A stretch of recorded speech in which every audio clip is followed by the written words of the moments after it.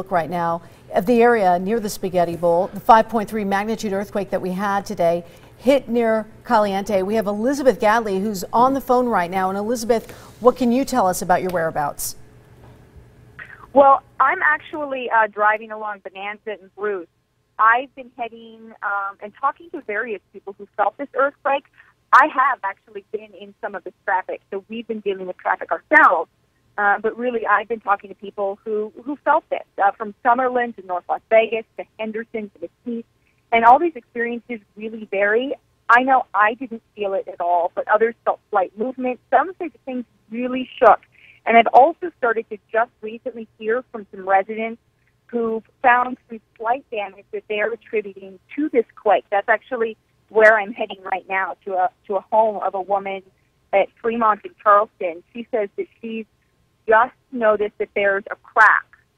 She lives in an apartment, and she's noticed a crack outside that she says wasn't there before. It appears to be fresh, and she thinks that this is quake damage. So, as time goes on, people are starting to see that maybe this did more than they originally thought it did. So I'll be continuing on the roads, talking to people, finding out how they felt and experienced this earthquake. Yeah, we've seen some pictures, Elizabeth, from some of our viewers that really astonishing. It appears to have some structural issues in some of the homes, some really big cracks, some pictures moving. So that'll be very interesting to see. Is she thinking that she needs to evacuate the apartment? No, she actually just noticed it. I had called her because I was heading over to interview her, and she noticed it outside. She goes outside on the porch a lot.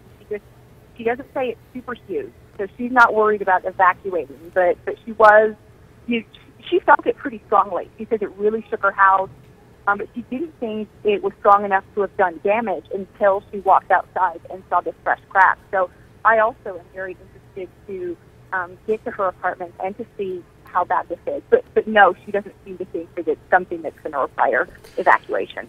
Well, as we watch the live drive right now of the traffic backup on US 95, it's worth noting, Elizabeth, while we have you on the phone, that our viewers are eyes and ears in a situation like this.